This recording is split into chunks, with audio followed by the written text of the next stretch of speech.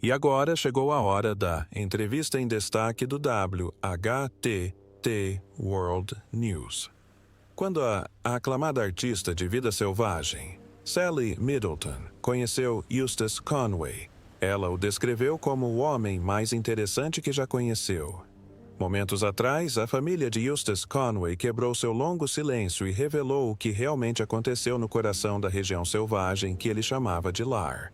Durante anos, os fãs de Homens da Montanha admiraram a coragem de Eustace, seu vínculo inabalável com a natureza e sua conexão mística com as montanhas Blue Ridge. Mas, por trás da vida pacífica capturada pelas câmeras, havia uma verdade que ele mantinha escondida até mesmo de seus amigos mais próximos. Segundo sua família, algo aconteceu lá. Algo que mudou para sempre a forma como ele via o mundo. Dizem que não era mais apenas um homem vivendo da terra.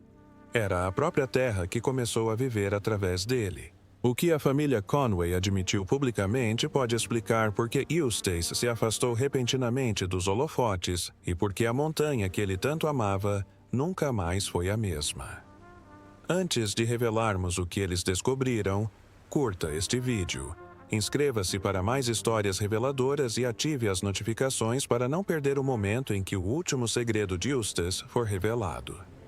Eustace Conway não era apenas mais um homem vivendo na floresta. Ele era um símbolo vivo do que significava ser verdadeiramente livre. Desde o momento em que pisou nas montanhas Blue Ridge aos 17 anos, construiu sua vida apenas com as próprias mãos, sua inteligência e um vínculo inquebrável com a natureza. Fundou a reserva Turtle Island, um santuário onde as pessoas podiam aprender habilidades esquecidas, como cortar lenha, curtir peles e viver longe do ruído da vida moderna. Para o público, ele era o herói destemido dos homens da montanha. Um homem capaz de sobreviver a qualquer tempestade e desbravar qualquer região selvagem. Mas, para sua família, havia algo mais profundo, algo quase espiritual em sua conexão com a terra. Seu irmão disse certa vez: Eustace não mora na floresta. A floresta vive dentro dele. Contudo, ao longo dos anos, essa ligação começou a consumi-lo. Os familiares notaram uma mudança sutil. Suas cartas se tornaram mais curtas, suas visitas mais raras e sua voz mais baixa, como se a montanha estivesse lhe roubando algo. Aqueles que visitaram a Ilha da Tartaruga falaram de seus longos silêncios, nos quais ele contemplava a floresta por vários minutos, como se estivesse ouvindo algo que ninguém mais conseguia ouvir. Até mesmo seus amigos mais próximos disseram que ele havia começado a se referir à terra como ela, descrevendo a floresta como viva, respirando, observando, lembrando. À medida que sua fama crescia, o distanciamento de Eustace do mundo exterior só aumentava.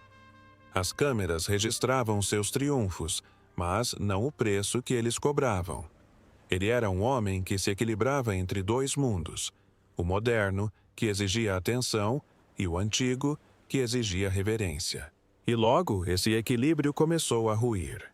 A recente confissão de sua família agora lança luz sobre o que realmente aconteceu durante aqueles anos, quando o homem que todos admiravam estava sendo lentamente engolido pela natureza selvagem que amava. Com o tempo, sussurros inquietantes começaram a chegar da Ilha da Tartaruga. Os visitantes falavam de noites misteriosas, onde sons estranhos ecoavam pelo vale. Zumbidos baixos, batidas distantes e vozes suaves que pareciam vir das próprias árvores. Eustace era frequentemente visto vagando sozinho à meia-noite, uma lanterna em uma mão e um pequeno diário de couro na outra, murmurando palavras sobre os antigos espíritos da montanha. As pessoas próximas a ele contavam que ele havia começado a deixar restos de comida e bugigangas perto de um enorme carvalho no meio da floresta, alegando que isso acalmava a terra. Enquanto os de fora descartavam a ideia como superstição, sua família, em silêncio, temia que ele estivesse perdendo o contato com a realidade. Seu sobrinho se lembrou de uma visita que fez a ele, quando encontrou Eustace descalço em um riacho gelado, sussurrando algo em uma língua que ninguém reconhecia. Quando lhe perguntavam o que estava fazendo, Eustace simplesmente respondia: ouvindo. Para ele, a floresta não era silenciosa, ela falava.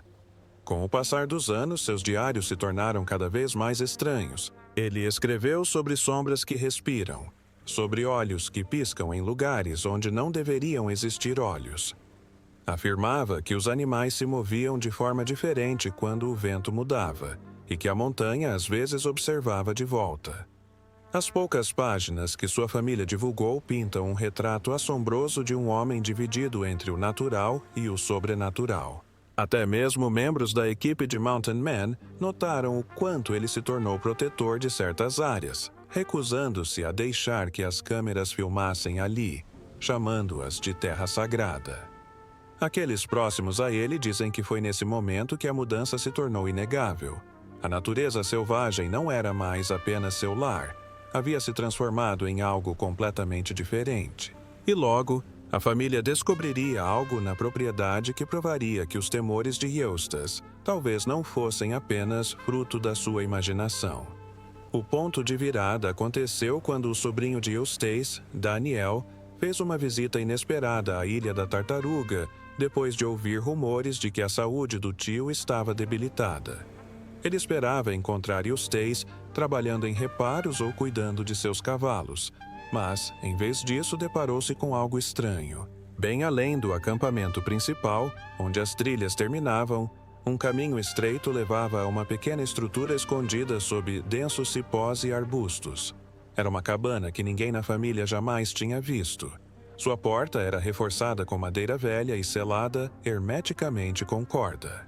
Quando Daniel finalmente conseguiu abrir a caixa, o cheiro de cedro e poeira invadiu o ar. Mas o que realmente lhe chamou a atenção foram os inúmeros diários empilhados do chão ao teto. Cada página estava repleta da caligrafia precisa de Eustace, documentando encontros, mudanças climáticas, migrações de animais e algo mais. Ele escrevia sobre os observadores, seres que, segundo ele, vagavam pelas florestas à noite, antigos e invisíveis, protegendo os segredos da montanha. Havia esboços de símbolos esculpidos em árvores, pegadas estranhas e uma frase arrepiante sublinhada 3 vezes. Eles vêm quando o fogo se apaga. Daniel mostrou os diários à irmã de Eustace, que confirmou a autenticidade da caligrafia. Inicialmente, a família descartou a possibilidade, atribuindo-a a uma mente cansada, desgastada por décadas de solidão, mas uma anotação em particular chamou a atenção. Datada de apenas uma semana antes do desaparecimento de Eustace por 3 dias inteiros. As páginas terminaram abruptamente no meio de uma frase, seguidas apenas por manchas de sujeira e o que pareciam ser impressões digitais de lama seca. Quando Eustace voltou, estava em silêncio, pálido, e se recusou a falar sobre onde estivera. Murmurou apenas uma coisa antes de se recolher em casa. Desta vez, fui fundo demais. O desaparecimento de Eustace ficaria marcado como um dos momentos mais terríveis que sua família já enfrentou. Durante 3 dias, a Ilha da Tartaruga ficou em completo silêncio. A equipe do Mountain Man tentou contatá-lo por rádio, mas não obteve resposta. Seus cavalos ainda estavam nos currais, suas ferramentas intactas, seu rifle pendurado perto da porta. Era como se ele simplesmente tivesse entrado na mata e desaparecido.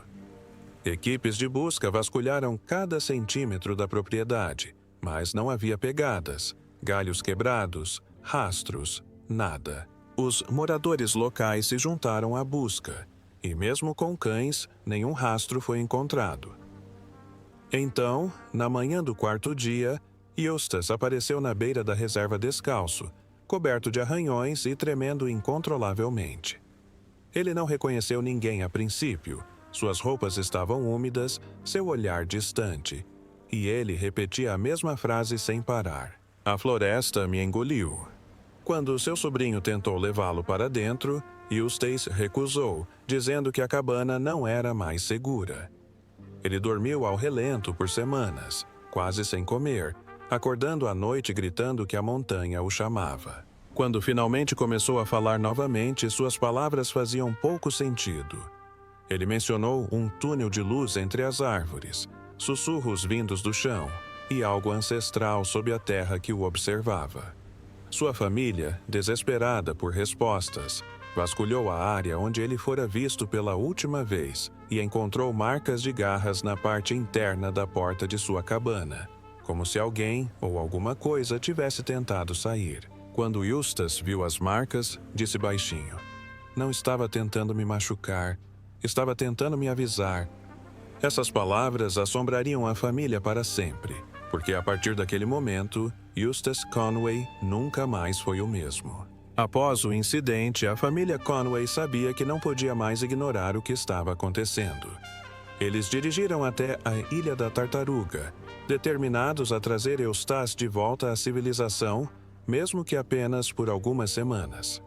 Quando chegaram, o encontraram sentado à beira do rio, olhando fixamente para a correnteza, com os cabelos emaranhados e as roupas rasgadas. Ele não pareceu surpreso ao vê-los, apenas cansado, como se já esperasse a visita. Sua irmã, Martha, tentou convencê-lo a voltar para casa, mas Eustace recusou, insistindo que deixar a terra quebraria o ciclo. Ele lhes disse que a montanha o havia escolhido e que as vozes que ouvia não eram alucinações, mas avisos. "Aqui existem regras", sussurrou ele. "Se você pegar demais, o jogo retira o que lhe é devido." Naquela noite, sua família ficou na Ilha da Tartaruga, na esperança de fazê-lo recobrar o juízo, mas era impossível dormir. Disseram que sons estranhos rodeavam o acampamento, galhos estalando, cânticos fracos à distância e, o mais importante, a sensação perturbadora de estarem sendo observados. Quando amanheceu, encontraram Eustace já acordado, descalço novamente, parado em uma clareira voltado para o leste, imóvel enquanto a luz do sol atingia as copas das árvores. Mais tarde, ele lhes contou que estava cumprimentando aqueles que guardam a crista da montanha. Convencida de que algo estava muito errado, a família implorou para que ele procurasse ajuda. Eustace finalmente concordou em consultar um médico em Boone, mas quando tentaram levá-lo de carro, ele exigiu parar no meio do caminho. Saiu da caminhonete e caminhou em direção às árvores, dizendo apenas: "Não vão mais longe do que isso." Horas depois, ele voltou calmo e sorridente, como se nada tivesse acontecido. Sua família descreveu a cena como estranha, como se visse um homem possuído num instante e renascido no seguinte. Nos meses seguintes, eles notaram que seu comportamento estava se tornando cada vez mais bizarro. Ele falava em enigmas sobre os observadores e os guardiões do equilíbrio. Ele esculpia totens de madeira intrincados e os colocava ao redor da reserva, alegando que mantinham a montanha em paz. A princípio, seus parentes acreditaram que ele estava enlouquecendo, mas, depois que uma violenta tempestade atingiu a Ilha da Tartaruga certa noite, algo inexplicável aconteceu. Todas as árvores ao redor de sua cabana haviam sido arrancadas pela raiz, exceto o pequeno círculo onde Eustace havia colocado seus totens. A família começou a questionar tudo o que pensava saber. Eles não viam mais um homem perdendo a sanidade. Eles viram alguém vivendo segundo regras mais antigas que o próprio tempo. Foi durante uma de suas raras visitas à casa dos pais que Eustace finalmente contou tudo à família. Estavam reunidos ao redor da lareira, o ar tenso com um medo silencioso, quando seu irmão perguntou baixinho: "O que realmente aconteceu lá fora, Eustace?" Por um longo tempo, ele não disse nada, apenas encarando as chamas como se a resposta estivesse escondida ali. Então, em voz baixa, ele começou a falar. Disse que semanas antes de seu desaparecimento, havia se embrenhado mais fundo nas montanhas do que nunca, seguindo o que descreveu como um chamado em seus sonhos. A floresta estava estranhamente silenciosa naquele dia, sem pássaros, sem vento, apenas silêncio.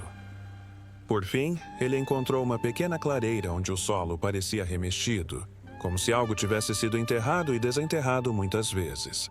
Ele sentiu-se compelido a cavar, não por curiosidade, mas por necessidade. Sob a terra, ele encontrou o que acreditava serem vestígios de um antigo cemitério. ossos, ferramentas e pedras esculpidas com símbolos em espiral que ele não conseguiu reconhecer. No momento em que tocou uma das pedras, disse que o ar ao seu redor mudou. A floresta escureceu e ele ouviu o que pareciam centenas de sussurros vindos de debaixo da terra. Correu, mas cada passo parecia mais pesado, como se o chão o estivesse puxando para trás. Naquela noite, ele afirmou que as vozes o seguiram até em casa, sussurrando pelas frestas das paredes de sua cabana. Eles não estavam zangados, disse ele. Estavam vigilantes, lembrando-o de que algumas partes da montanha nunca deveriam ser perturbadas. Sua família ficou paralisada enquanto ele descrevia os dias que se seguiram, como os animais o evitavam, como o clima mudava violentamente ao redor da Ilha da Tartaruga, e como o mesmo símbolo que ele encontrara, esculpido naquelas pedras, começou a aparecer em árvores próximas. Quando seu irmão perguntou se ele havia levado algo do local, Eustace assentiu lentamente e admitiu que guardava uma das pedras esculpidas embrulhada em um pano, escondida debaixo da cama. Ele disse que foi aí que tudo começou a desmoronar. As noites sem dormir, o tempo perdido, a sensação de que algo invisível estava sempre a poucos passos atrás dele. Então, ele olhou para todos e disse algo que deixou todos em silêncio. Acho que a montanha despertou. Ninguém ousou questioná-lo depois disso. No fundo, eles conseguiam ver o medo em seus olhos e a convicção de que o que ele havia vivenciado não era apenas imaginação. Era real.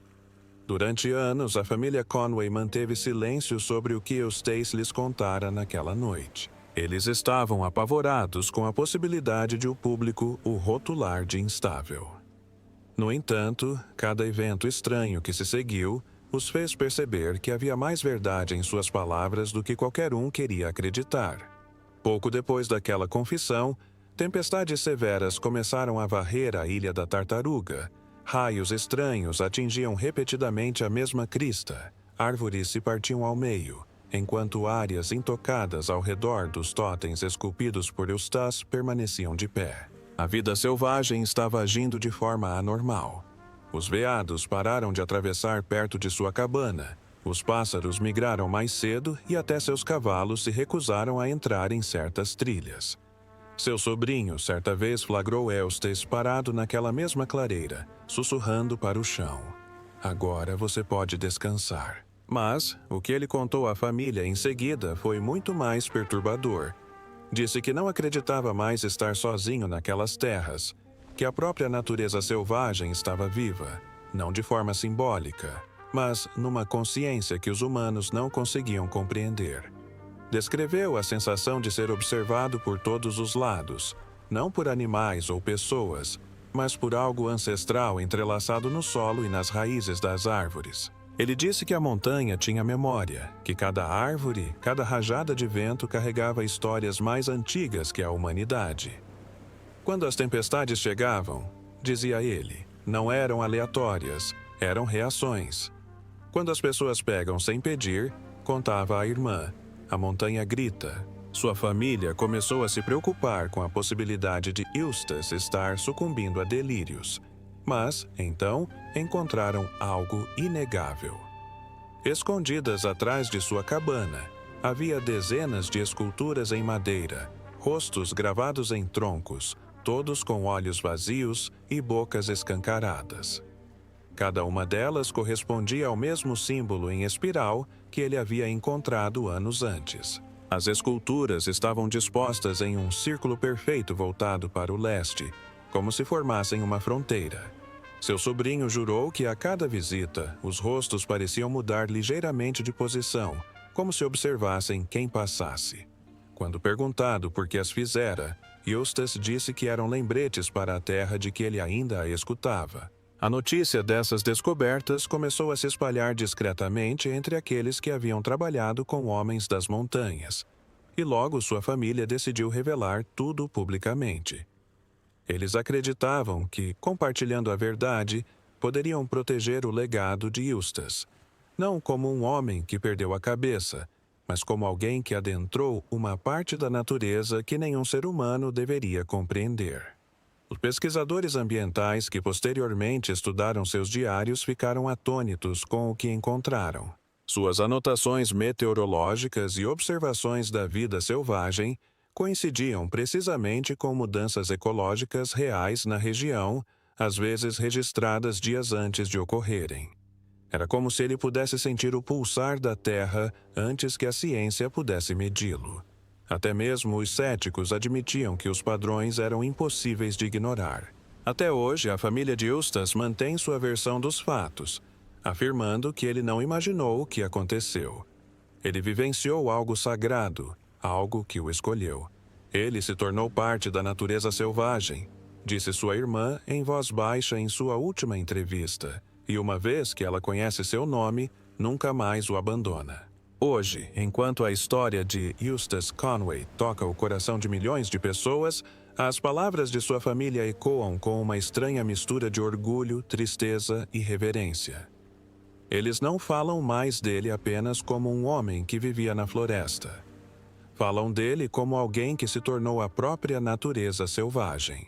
Em entrevistas recentes, sua irmã relembrou como Eustace lhe disse certa vez: quando você vive perto o suficiente da natureza, ela deixa de ser paisagem e se torna linguagem. Essas palavras agora os assombram, especialmente depois de tudo o que ele revelou sobre o que aconteceu no interior daquelas montanhas da Carolina. Para quem vê de fora, Eustace é o sobrevivencialista por excelência, um filósofo rústico que virou as costas para a vida moderna e abraçou os costumes ancestrais. Mas, para aqueles que o conhecem, ele é um homem que cruzou uma fronteira invisível, adentrando tão profundamente na natureza que jamais retornou de verdade. Desde que se afastou das câmeras, ele tem vivido uma vida que poucos conseguem sequer imaginar. A antiga cabana na Ilha da Tartaruga ainda está de pé, cercada pelas mesmas árvores que o protegeram por décadas. Os moradores dizem que às vezes veem fumaça subindo do vale ao amanhecer, embora ninguém afirme ter visto o próprio Eustace. Sua família o visita ocasionalmente, deixando suprimentos no início da trilha, sem nunca se aventurar muito longe. Dizem que o ar ali é pesado, e o silêncio carrega um presságio. O que é ainda mais estranho é que, todos os anos, no aniversário de seu desaparecimento, a mesma crista onde ele foi visto pela última vez brilha fracamente por alguns minutos, como se raios estivessem presos sob o solo. Os cientistas descartam o fenômeno como uma reação natural entre minerais e umidade. Mas para aqueles que conheceram Eustace, é algo completamente diferente. A montanha que o recorda. Os diários que ele deixou para trás estão agora preservados, e os pesquisadores continuam a estudá-los, maravilhados com a precisão de suas previsões sobre mudanças ecológicas, tempestades e migrações de animais. Mas sua família diz que essas páginas não são apenas ciência. São um diálogo, escrito entre um homem e a terra que ele amava. Seu sobrinho, certa vez, resumiu isso da melhor forma. Ele não se perdeu na natureza selvagem. Ele encontrou algo maior do que ele mesmo e decidiu ficar com aquilo. Se Eustace Conway realmente descobriu uma consciência viva na natureza selvagem, ou simplesmente tocou as camadas mais profundas da conexão humana com a natureza, talvez nunca saibamos. O que é certo, porém, é que ele deixou mais do que um legado de autossuficiência. Ele deixou um mistério que continua a crescer, enraizado no solo da Ilha da Tartaruga. Quando a família finalmente quebra o silêncio, suas vozes tremem não de medo, mas de respeito. Eles não falam de tragédia, falam de transformação. A montanha o chamou para casa, sussurrou sua irmã em sua declaração final, e ele atendeu ao chamado. Para aqueles que ainda se perguntam o que realmente aconteceu no meio da natureza selvagem, talvez a resposta não deva ser encontrada. É para ser sentido, no sussurro do vento, no farfalhar das árvores e na silenciosa lembrança de que a terra se lembra de cada alma que verdadeiramente escuta.